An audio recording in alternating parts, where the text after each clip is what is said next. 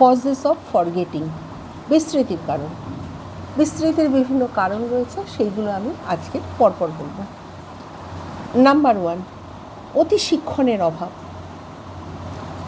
আমরা যদি কোনো বিষয় ভালোভাবে না শিখি এবং অতিরিক্তভাবে আমরা যদি না শিখি, তাহলে কিন্তু সেটা আমরা মনে রাখতে পারি না বা সেই বিষয়টা আমাদের বিস্তৃত হয়ে যায়। শিক্ষণীয় বিষয়কে যখন ঠিক আয়ত্ত করা হয়েছে, তার পরবর্তীকালে শিক্ষণটাকে অতি শিক্ষণ বলা হচ্ছে।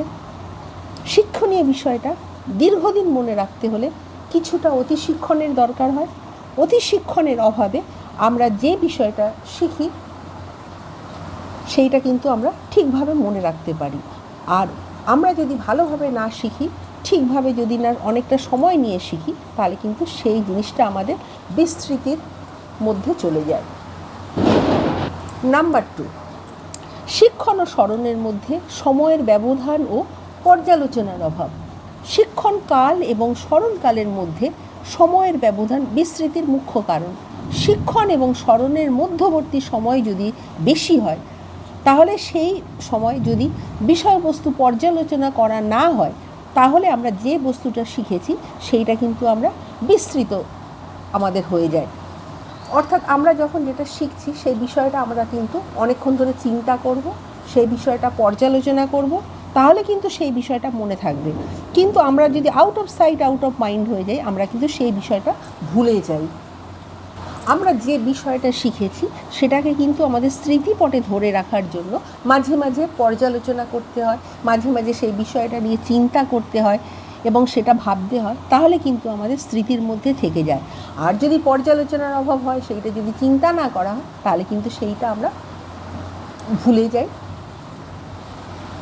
নাম্বার 3, প্রতিপবাদ, অর্থাৎ যেটাকে বলা হচ্ছে পশ্চাৎমুখী বাধা, রেট্রোঅ্যাক্টিভ ইনহিবিটেশন।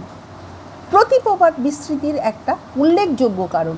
কোনো কিছু শিক্ষণের অব্যবহিত পরেই কিছুটা বিশ্রাম না নিয়ে যদি আর একটা বিষয় শিক্ষা লাভ করা হয়, তাহলে দ্বিতীয় বিষয়টা অর্থাৎ দ্বিতীয় শিক্ষণটা প্রথম শিক্ষণটার মনে রাখার পথে বাধার সৃষ্টি করে। অর্থাৎ আমি এখন একটা পড়া করলাম, ধরা যাক আমি এখন ফিলোসফি পড়লাম, তারপর ফিলোসফির একটা টপিক পড়লাম, তারপরেই আমি যদি বাংলার টপিক পড়তে চাই, তাহলে কিন্তু মনে থাকবে না। আমি যখন ফিলোসফির টপিকটা পড়বো, আমাকে কিন্তু সেইটাই বিশ্রাম নিয়ে সেটাই চিন্তা করে আমাকে সেটাকেই পড়তে হবে।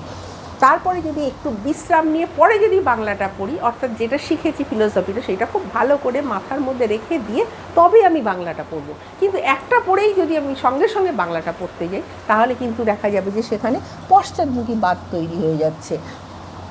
তাই এই রকম প্রতিপবাদের অবস্থা থেকে মুক্ত হতে হলে আমাদের কিন্তু কোনো কিছু শিখতে হলে তখন কিন্তু বিরতির সময়, অর্থাৎ কিছুটা সময় গ্যাপ দিয়ে তারপরে আমরা অন্য একটা বিষয় শিখব।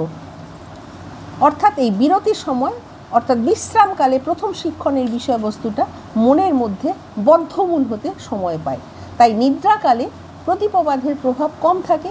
এই কারণে সমস্ত দিনের শিক্ষালব্ধ বিষয়গুলো যদি আমরা ঘুমানোর আগে একবার পর্যালোচনা করে থাকি, তাহলে কিন্তু বিস্মরণের মাত্রা অনেক কম হয়। নাম্বার 4, শারীরিক অসুস্থতা।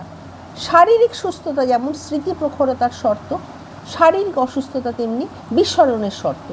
অসুস্থ অবস্থায় শিক্ষণীয় বিষয়ের প্রতি যেমন মনঃসংযোগ না হয়, তা মনের মধ্যে বদ্ধমূল হতে পারে না এবং সেই কারণে সেই বিষয় আমরা দ্রুত ভুলে যাই। অর্থাৎ আমাদের যখন শরীর ভালো থাকবে, তখন আমাদের কিন্তু মাইন্ড খুব ভালো থাকে। তখন আমরা সেই বিষয়টা যদি কোনো কিছু সেই সময় শিখি, তখন কিন্তু দেখা যায় যে সেটা আমাদের অনেক দিন ধরে মনে রয়েছে। আর যদি আমরা শারীরিক অসুস্থ অবস্থায় আমরা কোনো কিছু শিখে থাকি, সেইটা কিন্তু আমরা তাড়াতাড়ি ভুলে যাই। তাই আমাদের যখন শরীর ভালো থাকবে, অর্থাৎ সুস্থ অবস্থায় আমাদের কোনো কিছু শিক্ষণীয়, সেটাই উচিত। নাম্বার 5, আঘাত। মস্তিষ্কের গুরুতর আঘাত আমাদের বিস্মরণের কারণ হতে পারে। এই রকম হয়তো কেউ জোরে সজোরে আঘাত করলো, খুব জোরে, কিংবা যুদ্ধকালে অনেক সময় দেখা যায় যে গোলা বারুদের আওয়াজ, সেইগুলো কিন্তু আমাদের বিস্মৃত হয়ে যায়। সেইগুলো দেখা যাচ্ছে যে আহত সৈনিক আংশিকভাবে বা সামগ্রিকভাবে দেখা যাচ্ছে যে তাদের পূর্বজীবনের ঘটনা বিস্মৃত হয়ে গেছে। তেমনি অনেক সময় ব্যক্তিবিশেষ তার পূর্বজীবনের কিছু ঘটনা অথবা সকল ঘটনাই বিস্মৃত করে ফেলে। নাম্বার 6, আবেগজনিত বাধা। আমাদের শরীরে বিভিন্ন রকম ইমোশন রয়েছে, রাগ, ভয়, ঘৃণা, এই সব আবেগগুলো দেহ মনের চাঞ্চল্য সৃষ্টি করে। কাজেই আবেগজনিত উত্তেজনাকালে কোনো কিছু আমরা যখন আয়ত্ত করি, সেটা আমাদের মনের মধ্যে দেখা যায় যে সেটা কিন্তু আমাদের সঠিকভাবে যায় না, বা মনের মধ্যে কখনো সেটা বদ্ধমূল হয় না, এবং তখন আমরা কিছুটা সময় পরে আমরা কিন্তু সেটা, বা কিছুদিন পরে আমরা দেখা যায় যে সেটা আমরা ভুলে যাচ্ছি। এই জন্য রাগের সময় কিংবা ভয়ের সময় আমরা যদি কোনো কিছু পাঠ করি কিংবা কোনো কিছু আমরা যদি শিক্ষা গ্রহণ করি, সেটা কিন্তু দেখা যায় যে আমরা খুব তাড়াতাড়ি ভুলে যাই। নাম্বার 7, অবদমন।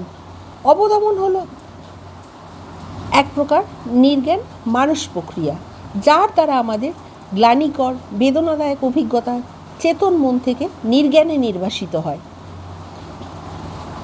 অবদমন এক প্রকার আত্মরক্ষা প্রচেষ্টা, মানসিক ভারসাম্য অটুট রাখার প্রচেষ্টা। নির্জ্ঞানের কাছে যা অপ্রীতিকর, অবদমনের ফলে সেই সব অভিজ্ঞতা আমরা স্বল্পকালের ব্যবধানে বিস্মৃত হই। আমরা অনেক সময় কথা দিয়ে কথা রাখতে ভুলে যাই। কোনো পরিচিত ব্যক্তিকে বাড়িতে আসতে বলে সেই কথা সম্পূর্ণভাবে আমরা বিস্মৃত হয়ে ওই দিন ওই সময় বাড়িতে অনুপস্থিত থাকি।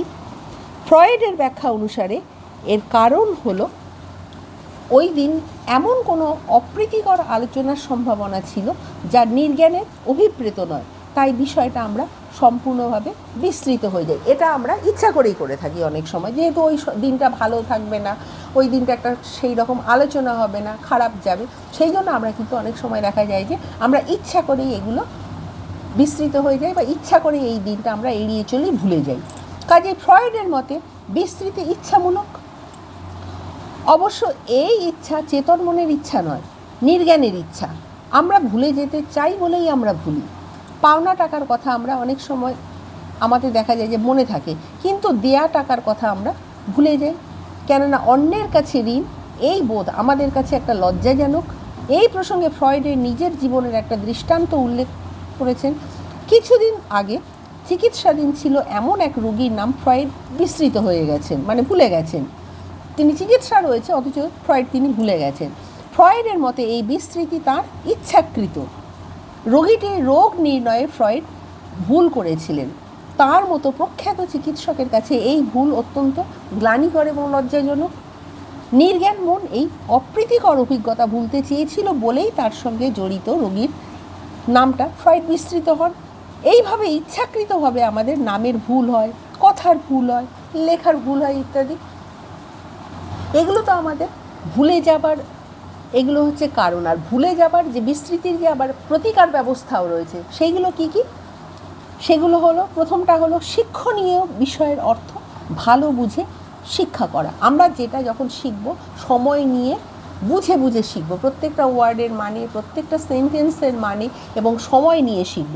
তাহলেই কিন্তু দেখা যাবে যে সেই বিষয়টা আমরা কিন্তু খুব ভালোভাবে আমরা শিখে গেছি, সেটা কখনো ভুলব না। নাম্বার 2, শিক্ষণীয় বিষয় অধিগত হবার পর কিছুটা সময় শিক্ষা করা। অর্থাৎ যে বিষয়টা আমরা শিখেছি সেইটা নিয়ে আমরা কিছুটা কিন্তু পর্যালোচনা করতে থাকবো, সেইটা নিয়ে আলোচনা করতে থাকবো। তাহলেই কিন্তু দেখা যাবে যে সেই শিক্ষাটা আমাদের মাথার মধ্যে দীর্ঘদিন ধরে রয়ে গেছে। নাম্বার 3, বিষয়বস্তুকে মাঝে মাঝে পর্যালোচনা করা। আমরা যে বিষয়গুলো শিখি সেই বিষয়গুলো কিন্তু আমাদের মাঝে মাঝে পর্যালোচনা করতে হয়। আমরা যদি সেগুলো সম্পূর্ণভাবে মন থেকে আমরা যদি সরিয়ে দিই, তাহলে কিন্তু সেই বিষয়গুলো আমরা সম্পূর্ণভাবে ভুলে যাই। নাম্বার 4, কোনো শিক্ষার পর মনকে কিছুটা সময় বিশ্রাম দেওয়া দরকার। আমরা একটা বিষয় শিখলাম, সেই বিষয়টা শিখে সেই বিষয়টা আমরা ভালোভাবে রপ্ত করব। সেই বিষয়টা যদি ভালোভাবে রপ্ত না করে সঙ্গে সঙ্গে যদি আরেকটা বিষয় শিখতে যাই, তাহলে কিন্তু দেখা যাবে যে সেই বিষয়টা আমরা আর বুঝতে পারছি না।